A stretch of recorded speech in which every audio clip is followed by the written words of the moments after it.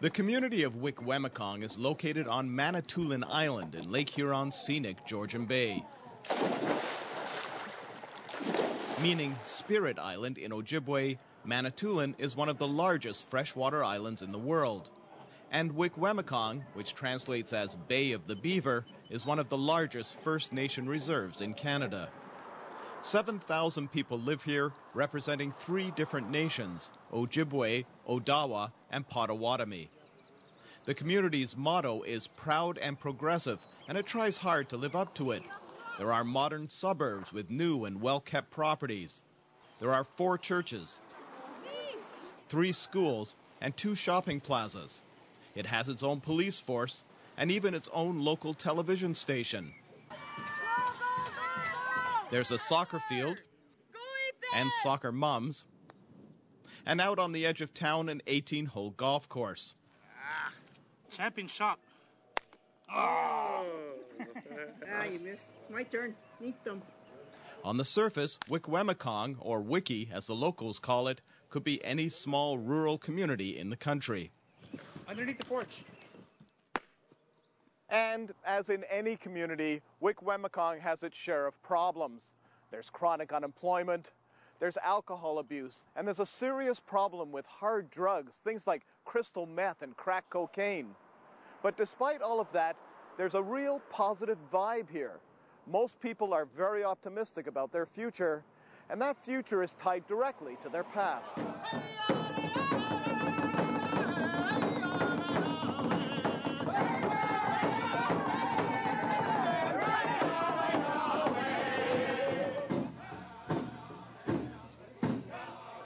This is Wikwemikong's annual traditional powwow.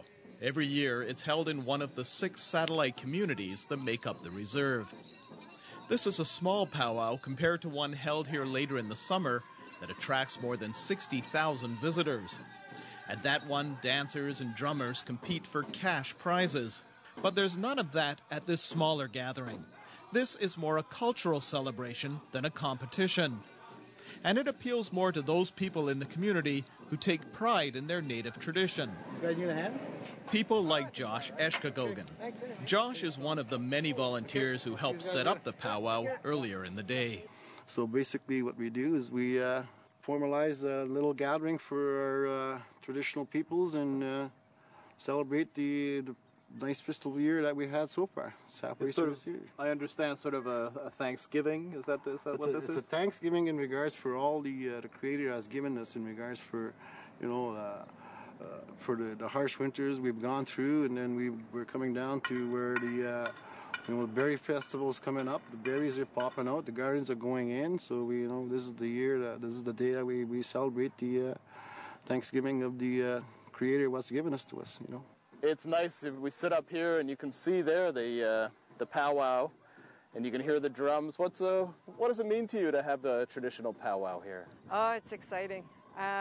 It's all cultural, so I love doing it. It's my passion. For powwow coordinator Debbie Ann Manitowabi, there are few things more important than being proud of one's heritage. Following the red path has been it's you give yourself to the Creator, and living that way to just to be that better person. What is the red path? The red path is just living, teaching your children, teaching people around you of the Anishinaabe way, which is the traditional way of just being happy, being positive, and just the well-being of oneself.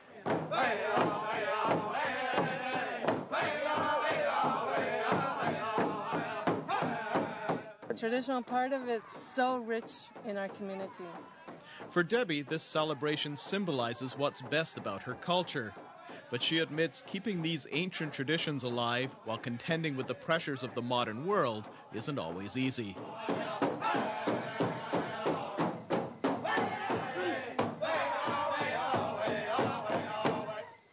Do you find it ironic here you have a traditional powwow happening, and you see everybody in the traditional garb and drumming and chanting. But then on the streets, it's a whole different story, isn't it? I mean, you're a mother yourself with kids, you know, and you hear the kind of things that go on here, drugs and alcohol and that kind of thing. How do you feel about that? Being a person? It does bother me, but I just tell my children, I just teach my children, like, you know, if you choose to do that wrong, like, you know, you have consequences to pay. And, like, you know, it's just, they think it's fun, but it's not fun. It's not healthy. The past 13 years of my life, I've struggled hard to gain where I am today as a Anishinaabe person. Armando Wemigwans knows how hard it can be to follow a traditional lifestyle. We first met him and his family on their way to the powwow. He told us that when he was a child, he and his brother were taken away from their parents and placed in a white foster home. You can say that I'm a survivor itself from the foster care era. I was taken away at an early age. I endured a lot of physical, emotional, and spiritual abuse. How old were you when you were put into a foster care? I was taken away when I was 8. 8 years old until when? Till I was 12. So for 4 years, I've endured a lot of that emotional pain that it's very unbearable to even try to remember as to what had happened to myself and my brother. There were nights where we were locked inside rooms and we were treated very unfairly because of our race, our color. I didn't grow up on the res, but when I did come back, I noticed that things have changed here a lot. There are a lot of drugs here now, a lot of vandalism. Our young kids are... It's unreal as to what you hear about things. What do you hear? How bad is it? On average, here in the community, you hear a lot about people getting stabbed up for reasons unknown. Whether it be involved, they might be involved in the local drug business, and it's very saddening. I have a family now that's, you know, we're recovering from the drug substance use itself. I too have can plainly admit that I've had my run-in with drugs and alcohol. And because I took the time and the effort to say, okay, enough's enough. When I took a look back at what's known as a family tree, I seen 8 generations of a lot of different forms of abuse. My daughter here is in the 9th fire, or better known as the 9th generation. And I said, no, enough's enough. I want to make a stop to this. And where do I stop? Myself first. Heal myself first, so I don't pass none of that on to my kids. It stops in this generation. Eh? Yes. So things are looking better. Yeah.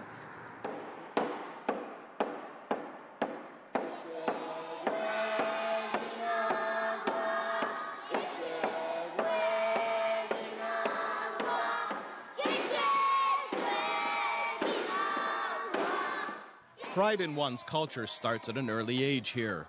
These grade 2 students are practicing their chanting for a special event being held today at Wikwemikong's junior school.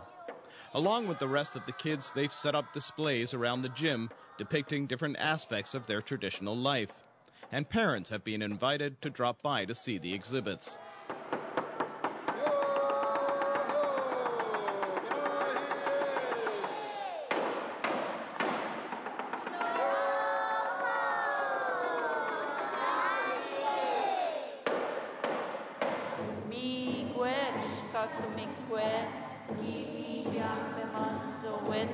For Teresa Hoy, the school's principal, there's nothing quite as uplifting as listening to these young children speak in their native tongue. How do I see them? I see them as little butterflies. when they finish one grade and they go to the next grade. Yeah. It's beautiful. I call them my little butterflies because they're ready to fly away and come back again and relearn. So it's Teresa Hoy. You're the principal here at the junior school. I'm acting principal here at the school. Okay, and what was your native name? Nakwegishkokwe. Which means? High-spirited woman. And are you? Oh, they say I am. What's going on here today, here at the school? Well, originally, a few months back, we were going to have Multicultural Day, and then the teachers suggested that we have a Cultural Day instead to go along with our immersion program that the school is in. We have immersion from kindergarten to grade 2, and it's extending to grade 3 this fall. Mino, kishka don kakkedme. Naha.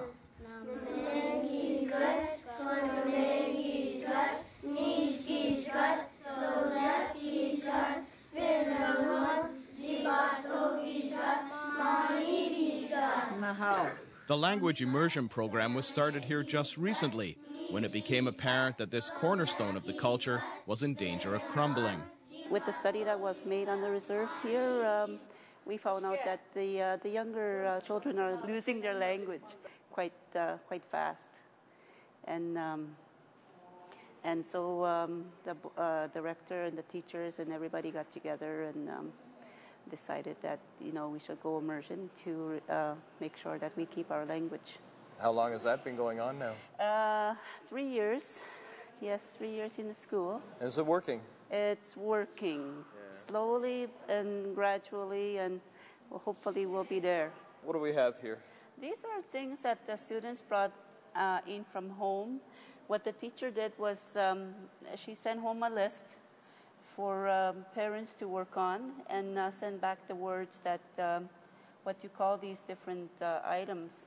Okay. The first one here is Zibinige Sagak, the washboard, Joshkwegagan, Waskonenjgan, Kat Kick, Magwas. Are there any modern words that have been translated into the language, like something like a computer, let's say? What would be the word for that? A computer,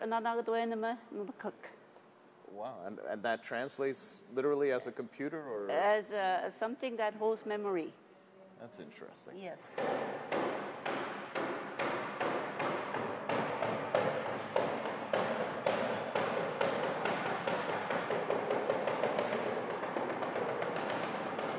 You're at the beginning of it all here with these young kids. How important is that for this community, to have a good, solid educational system here?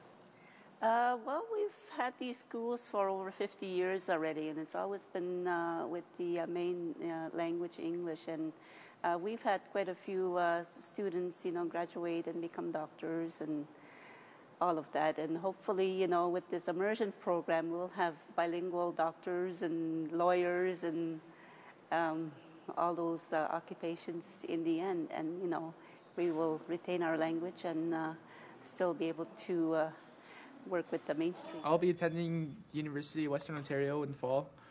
Andrew Manitowabi is preparing to enter that mainstream.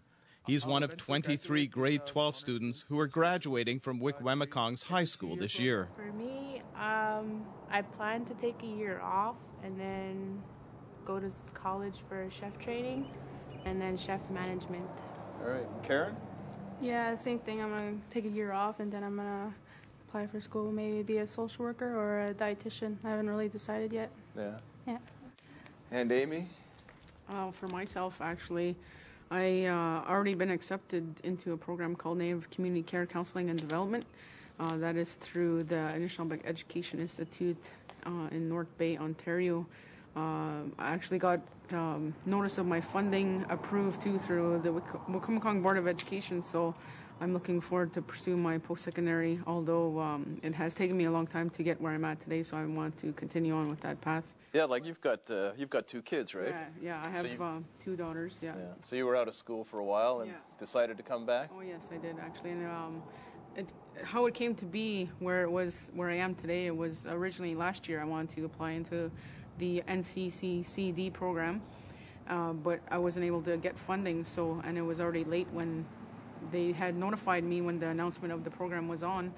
So what I did was, then I was like, well, maybe it turns out that I'm finishing up my last year of high school in order to get into the program. So that's the route I actually went to. So been able to manage so far and actually feel like I've accomplished so much to date anyways. But in reality is, the stuff that I do is not only just for myself, but, I think about my family, my 2 daughters, and as well as the youth who I actually, serve for and work for in my community. So, yeah. What's it like coming back to school and hanging out with with everybody here? With that, I remember coming to school in September.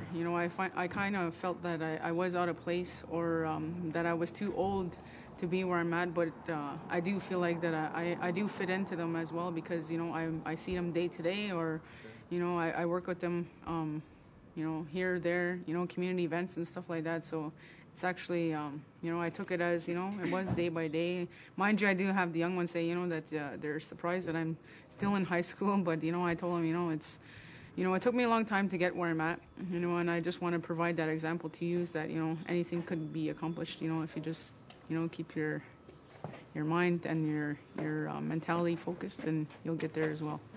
Yeah. Brittany, how about you? What are your plans? Well, I'm planning this I summer. just have to say first that I like your fashion statement. Thanks. What are your plans? Well, this summer I'm planning to move to New Brunswick, and I've already started my apprenticeship at the nursing home here in Wiki, doing culinary arts, just cooking and stuff, learning the different recipes for diabetics and for the low sodium and low fat and stuff for special residents. So I'm doing that as well. I'm going to complete my apprenticeship in New Brunswick and then hopefully open my own restaurant. The unfortunate reality for these students is that there are hardly any job opportunities if they wish to stay in the community. In fact, most people here are on welfare. I was on the Wikwemikong Housing Committee last year, and 70% of the people that were in that program, like through Wikwemikong Housing, 70% were on Ontario Works. So I mean, like, a lot of the people that live in Wiki are on Ontario Works, and it's sad because like there's not a lot of economic development opportunities and stuff for people. For people across the country, Ontario Works, you're talking social assistance. Right. We have small businesses, and we need. Well, there's a lot of students that need summer jobs, and there's just not enough room to put them, and some of them they just stay home and they're not getting anything staying at home. Yeah. So I think we need more organizations and more job opportunities. But Wikwemikong, we are in dire need of jobs, employment. Robert Corbiere has been Wikwemikong's chief for the last 4 years. He says he sympathizes with the students' dilemma. But we're forever telling our kids, our students, go and get a degree, go and get your education, all that. But after they do get their degrees and get they graduate, we got nothing to offer them. Yeah. We're sort of saying to them, go and get your degree and move on. Yeah. Which is a bad thing, and it's not good for the community at large. Corbiere, who is hoping to get elected for a 3rd term, says economic development is his #1 priority. Well, I want to develop this community. That's my goal and objective. I want to make things happen here, and I feel very positive. Mm-hmm. What kind of things are you pushing for? What kind of things need to be done here, and why? Why? Let me answer the question why first.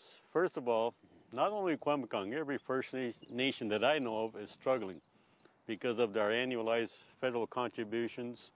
Federal contributions received don't meet the needs of our community, don't meet the basic needs for our people in terms of a community, a full operation community. And why? The question is we don't have an economic base over here. And I'm telling people, our membership, that we got to start earning our own revenues. We got to start earning our own keep, because the federal government and nobody else is going to do it for us. We got to do it for ourselves.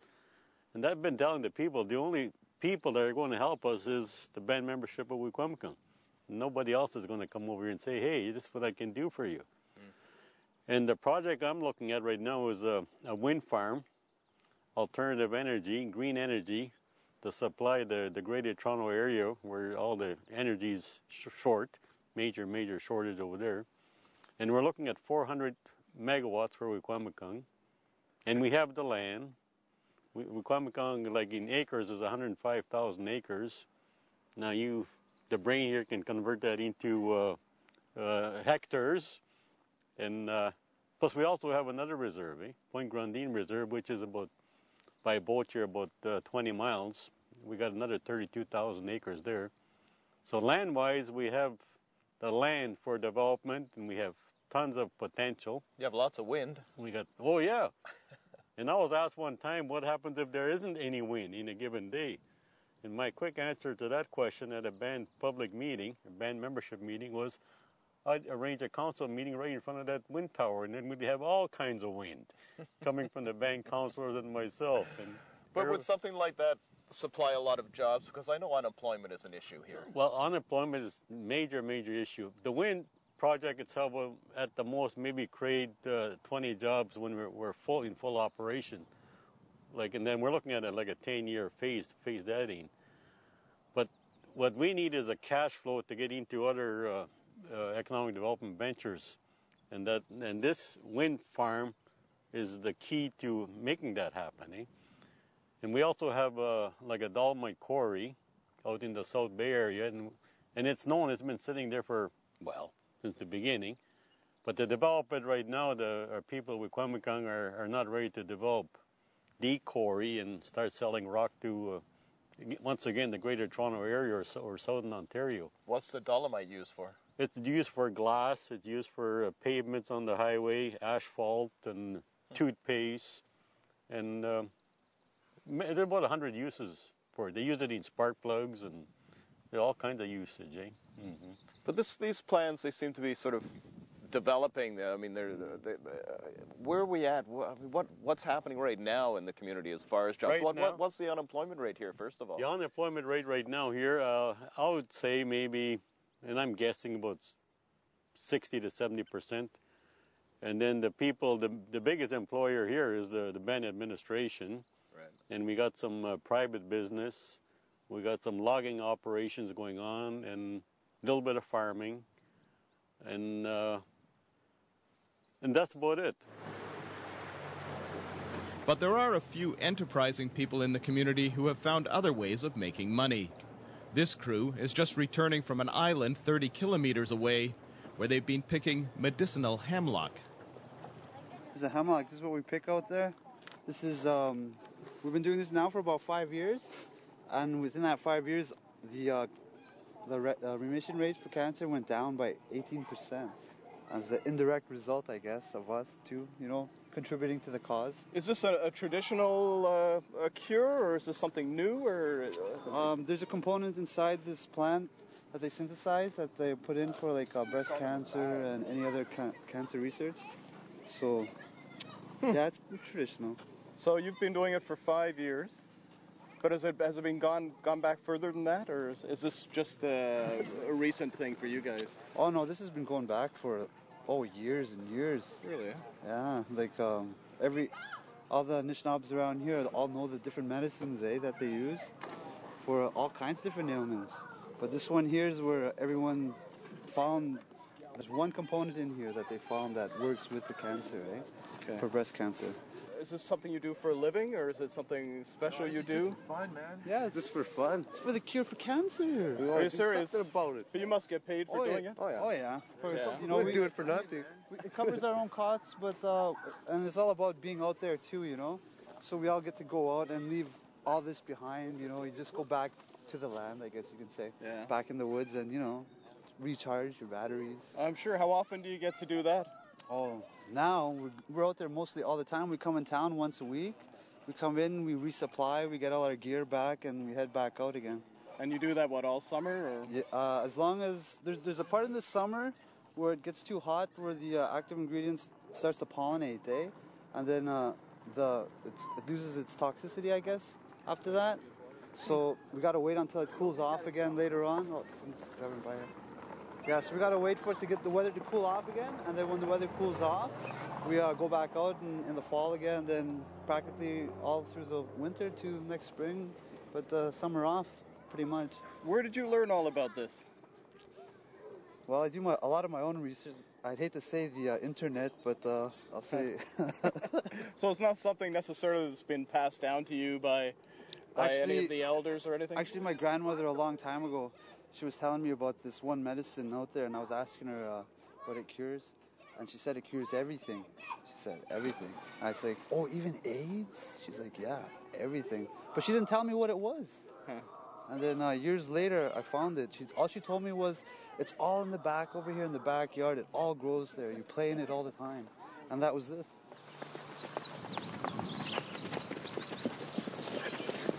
Patrick Shawana is another resident who's found a unique way of making a living, one that includes his love of horses.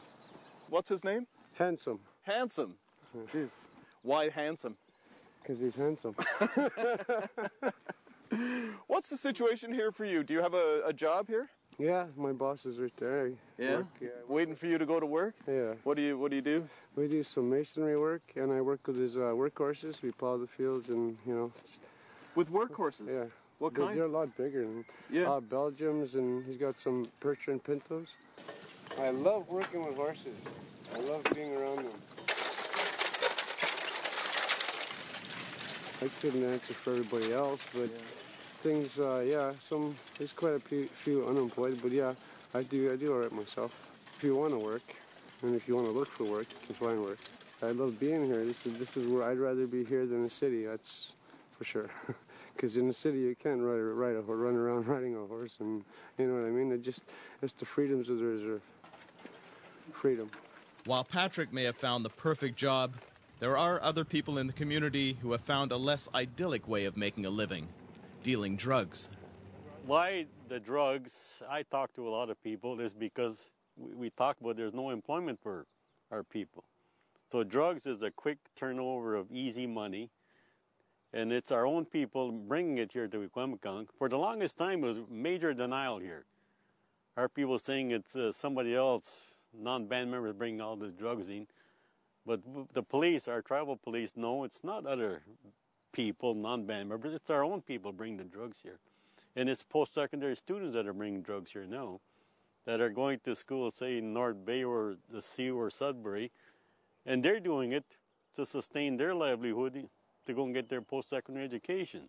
So it's a real catch-22. It's like an odd way to get a post-secondary education by dealing drugs. And we're talking things like crack cocaine and crystal meth and Percodan and prescription drugs. I mean, we're talking some serious stuff here. It's not like, not to belittle it, but I mean, it's not like they're just smoking pot. This is heavy stuff, eh?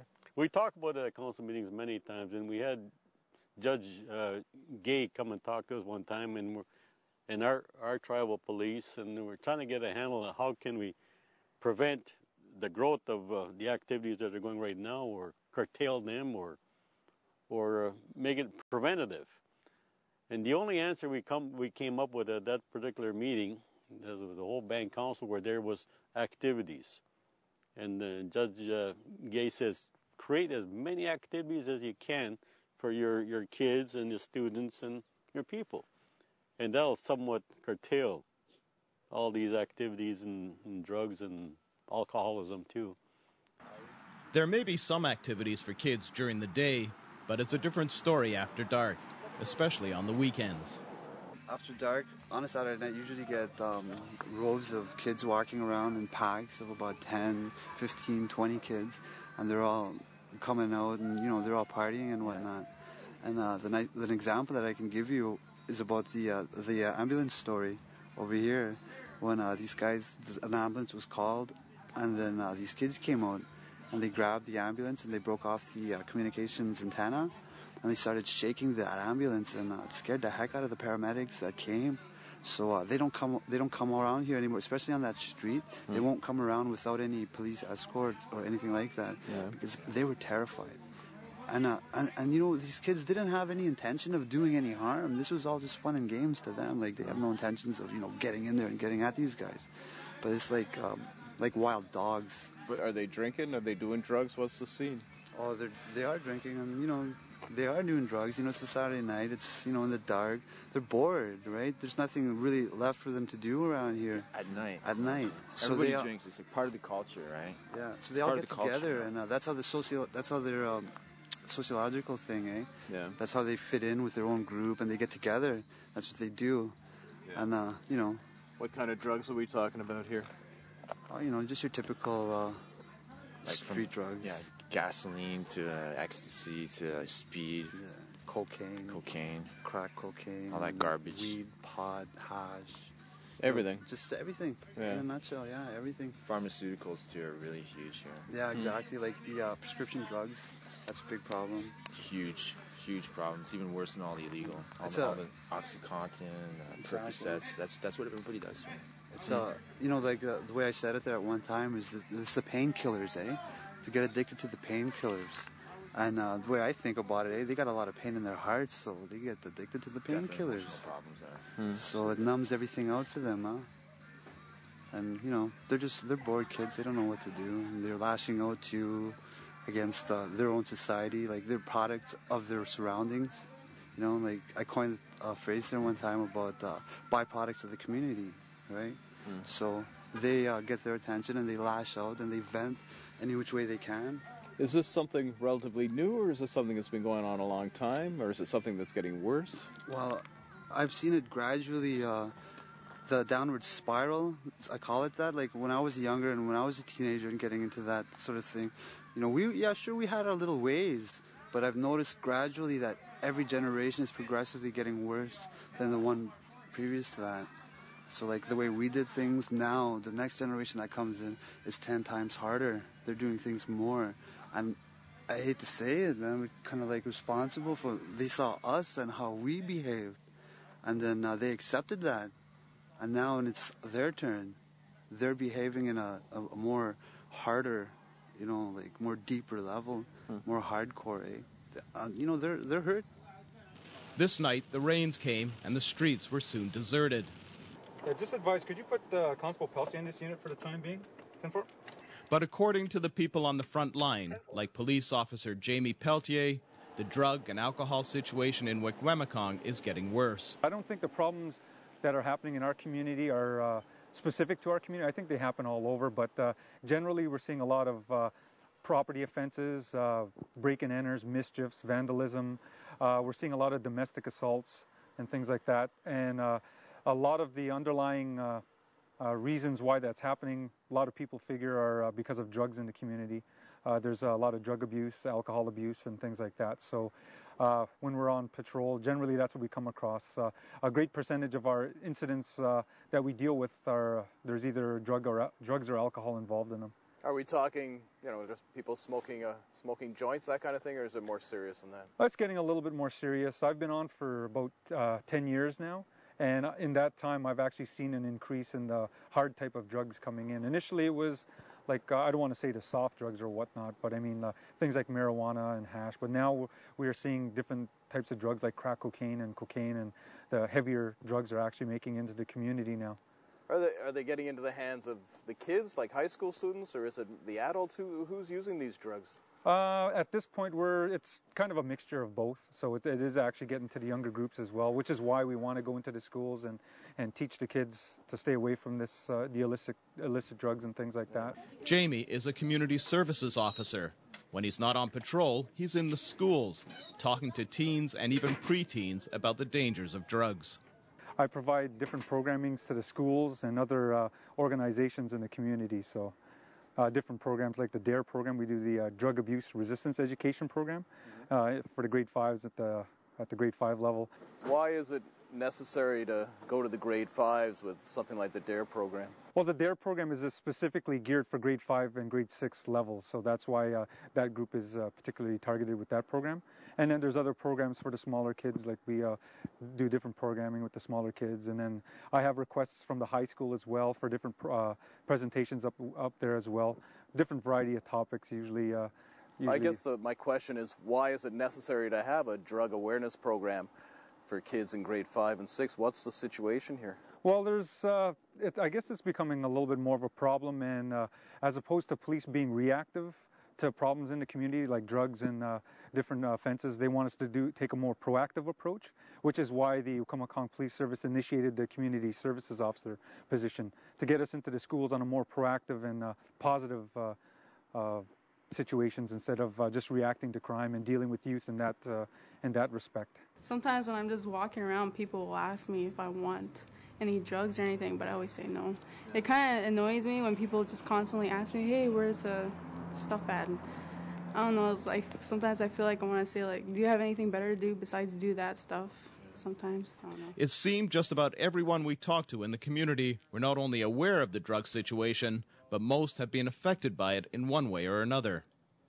Well, actually, yeah, because my daughter is going in transition from a junior school setting, which is from kindergarten to grade 4, now into grade 5, where it's grade 5 to 8. And just from what I hearsay, is a lot of issues going on in that area, in that school. It could be here as well, too, because I'm not here majority of the time at the high school. When you say issues, what are we talking about? I'm talking about students bringing stuff to school, whether it's prescription drugs or whatever, taking it from the homes and actually putting it in drinks to offer to other students within that school. I had a friend that I used to be a friend with since I was like in grade 1. Now he doesn't know anybody because he's only 16 and he's addicted to crack already. Really? I've already lost a friend like that. And I'd say that the drugs down here are really bad and they need to start doing something about it. How prevalent is it? How big a problem is it? I'd say it's very big problem. Very big problem. Really? This. All the young kids are starting to do like pills and weed. Really? What kind of pills are they doing? Like perks, oxys, E. How does that make you feel? It makes like me feel as a native that it's like slowly killing our existence as native people on this earth, and like somebody needs to stand up and tell everybody that you need to stop this because it's not right. It really does sadden me deeply to see our young people get into crack cocaine. I have a sister who suffers from constant use of crack cocaine that I'm going to see this weekend here at the traditional powwow. I haven't seen her in 4 years, so I'm kind of hoping that she'll sit and listen to my story as to how I turned my life around from use of, my preferred use was prescription medication, pain pills, and for me it was a place of hiding. I didn't want to feel the pain of what I went through. I didn't want anybody to get close to me. There's Amanda with the guitar over there. Yeah. And Mona sitting over there. Robin. Our oldest granddaughter, Leanne. Husband, wife, Nicholas. Gordon Wikwemikong and his wife Julia have also been affected by the drug culture. They're the proud grandparents of 22 grandchildren. Austin, Peter, and Annie. Wow, how many? 22. 22 grandchildren. Two grandchildren are missing here. And there's our youngest daughter passed away 6 years ago.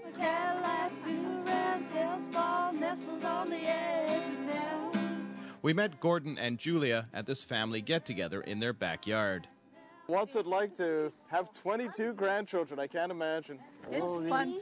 It's funny. Yeah. You're never lonesome around here. There's always somebody around. Always kids around. So you have 22 grandchildren. How many children did you have? We had 7 girls, no boys.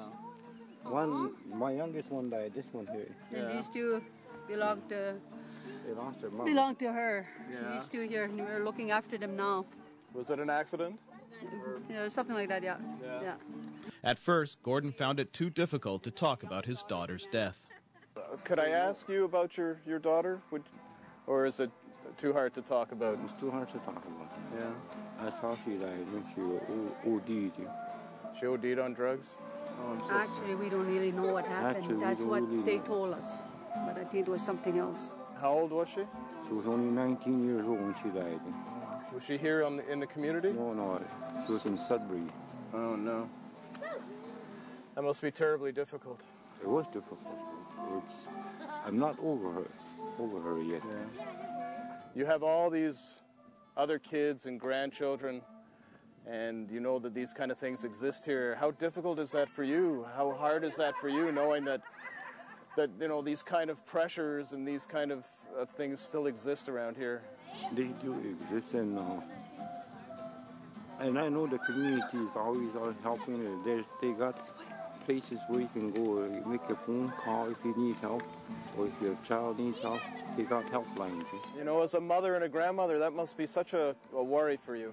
I always try to tell them that don't hang around those kind of kids. Stay away from it. That's what I always tell them anyway. Yeah, you guys better listen to your grandmother. Eh? Okay. Don't you think? She said, don't hang around with the bad crowd. Don't get into drugs and alcohol. I know that. That's good. We just completed a community survey to try and determine what the community perception was with regard to alcohol and various types of substances, specific substances in our community. Wikwemikong is trying hard to put itself on the road to recovery.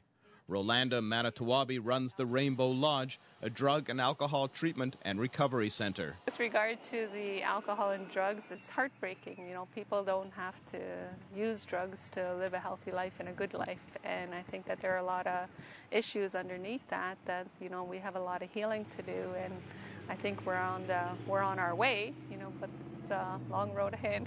Is that what you do here? Is it healing? Is that what we're talking about? Here at Wikwemikong Recovery Center, we focus on alcohol and drug treatment, so it's not necessarily healing. We hope that when clients, well, usually when they complete the 4-week program that we do have, they would have identified some of those underlying issues, as well as, you know, gaining tools to help them with their abstinence from their particular drug of choice with regard to their addictions. So they leave with an aftercare plan. And that may include, you know, things like meeting with traditional healers in their community, attending AA meetings or NA meetings in their community, meeting with elders or mental health workers or whoever. So it's what they plan, I guess, upon leaving here to help them in their recovery. What's the biggest problem? What do you deal with mostly here? Probably crack cocaine and alcohol. Yeah. Mm-hmm. How do you feel about that? How do you feel about that when you see that kind of stuff going on in the community here? It's actually really scary to think about that because the kids are using a lot more with regard to prescription drugs or, you know, mixing various types of drugs and whatnot. There's been reports, you know, with regard to the high numbers of, you know, crack cocaine, those types of things. I don't know what the extent of that is in our community, but it's any bit of that is, of course, a great concern for us. What are the main issues that people are dealing with here that drive them to alcohol and drugs? What are the top 3 issues or 4 issues? Is it possible to list that off? Unfortunately, yeah. It is. Yeah, because, I mean, we have... This organization has been in operation for more than 30 years now.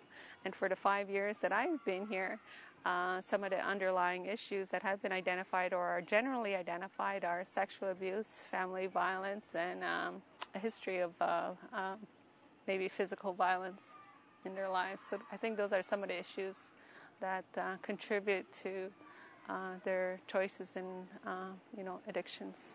With regard to the culture as well, when you asked about the, you know, some of the issues underlying the addictions, maybe cultural identity is another aspect that contributes to that as well, because we find with the clients coming in, you know, that they're very eager and very hungry to learn more about their culture, you know, if it's their name or their clan or some of the cultural teachings, you know, the ceremonies, they're very eager to learn as much as they can. Why do you think that is? Why do you think there's that need for that? I think because it's something that you can relate to. So in your heart, you know, you identify with that, and maybe some of that cultural loss has been, you know, a part of our experiences as Aboriginal people, and you know and it fits and it makes us feel good, and we identify with that. So it brings about the self-esteem and confidence, knowing who you are. I go through a time in my day where I sit and reflect, and I think about those people that have done me all that harm, because to be myself as a Native person, to hold your head up high and to be proud, you have to learn to forgive yourself first and then learn to forgive others. That's where the humility comes into play. And right now in my life, humility is a big thing. This is my nephew's baby.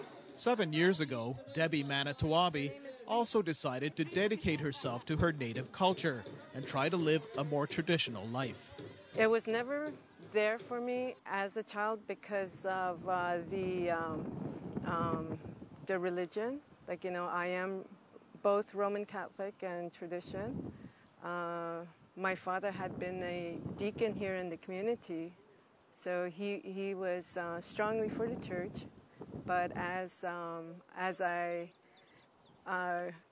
grew to know myself better, I wanted the more cultural part. It was just always in my heart to go that way, to be that way, because, like, you know, it's just, it had been taken away from us because of the Jesuits. That like, you know, just it was hard. Like, you know, even I had a very disturbing with my father.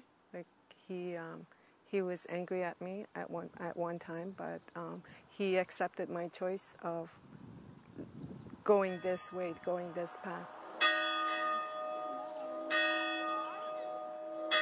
Religion versus tradition has been part of Wikwemikong's history for more than 150 years. In the mid-1800s, the Jesuit brothers established a settlement here. First, they built this church, and then, next door, constructed what is now the ruins of an imposing stone building, the Jesuits' mission headquarters. They were built as a residence for Jesuit priests and brothers. This was the center of the mission here for all over the north. So they would come here, and then they would spread out from here to other parts of the North Shore and other parts of the island. And there were Jesuit brothers here who did a lot of the industrial work and taught industrial skills and did the farming here. And on the top floor there would have been a dormitory for boys who lived in the far part of the reserve and would come in during the weekdays and stay and go back on the weekends. Although there was a dormitory for boys, this was never used as a residential school. That school was on the mainland in a town called Spanish. And most of the children from Wikwemikong ended up there. There was one woman who told me, yeah, I got everything I have I got from the residential school. And then I went back to her and I said, but what was it really like there? Because you hear all these complaints. And she said, they made us ashamed of being Indian. And I think that's the crux of the matter there. It's not the poor food, because the food wasn't that bad. They weren't physically beaten any more than I was when I was a boy. But, you know, and I wasn't made ashamed of being an Irish Catholic when I went to school. And these children were, and that to me is a crime. And it took a long while for some people to get over that, you know. Some people still haven't gone over it, I suppose. That's right. How do you feel about the recent apology from the government of Canada? Should have been there 40 years ago. You know? How do you feel now, looking back on the residential school issue? Well, in hindsight, you know, you can say it was a terrible mistake. But at the time, I mean, even the government thought they were doing a good thing, you know. We commissioned a historian to write a book on the school in Spanish. And it's quite a balanced book. And it really uncovers the problems. And one of the problems was the federal government didn't finance it enough. You know, they were skimping all the time, you know. But anyway, people still have a fond memory of Spanish. But as I say, they came away being ashamed of who they were. And shame's a hard thing to get rid of, and it's a terrible thing to live with, you know. And no child should ever have had that happen to them, you know. Yeah, and of course, being taken away from their parents and taken away from their community, it's more than shame, I suppose. Yeah. I was traumatized when I went to school the first year, and I came home for lunch every day, you know. So, quite a difference when you don't come home at all. That's sometimes. Right. That's right. Other than the dark days of residential schools, the people of Wikwemikong are extremely proud of their history. As you drive into the community, there's a sign that reads, "This is Canada's only officially recognized unceded Indian reserve." It all dates back to 1836, when the British designated a large number of islands in Georgian Bay, including Manitoulin Island, as permanent Indian territory. Their hope was that all First Nations people from Upper Canada and beyond would want to move here, and in so doing open up more land elsewhere for white settlement. But when that didn't work out, the British returned with a treaty in 1862 and tried to buy back the island. According to Roland Pangawish, Wikwemikong's chief wasn't interested.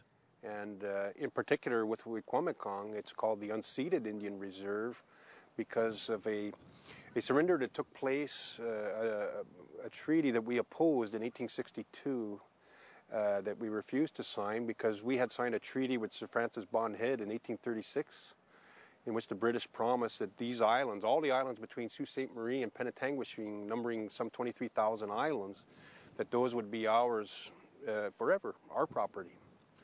So when they came back in 1862 wanting to get more land, and our chief said, no, this is ours, this is the promise, and we've never, given up our rights here. This is our land, and we don't want to part with it.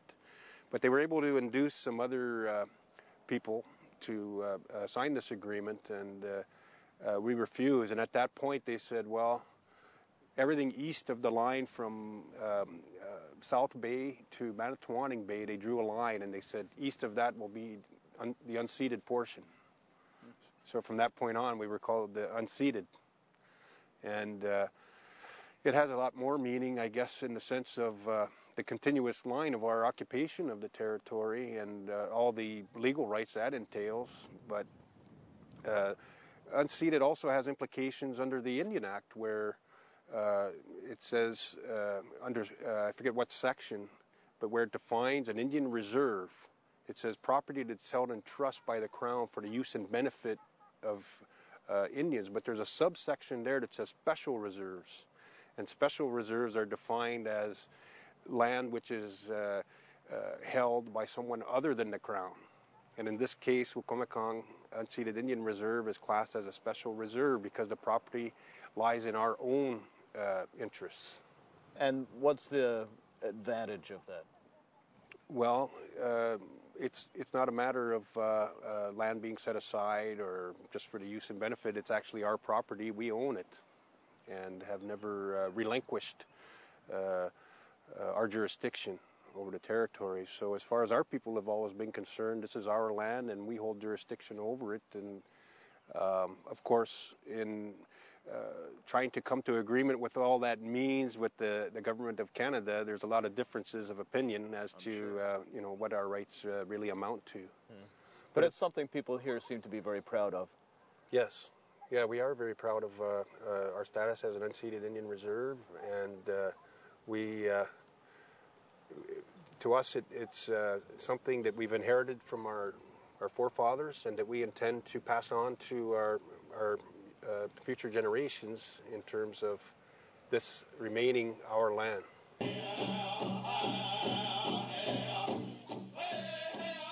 These young dancers represent that next generation. They're learning at an early age that being proud of who you are builds self-esteem and strength of character. That's what makes you that better person, is because you're proud. You don't walk around like this like some of them do. I said, you're like this.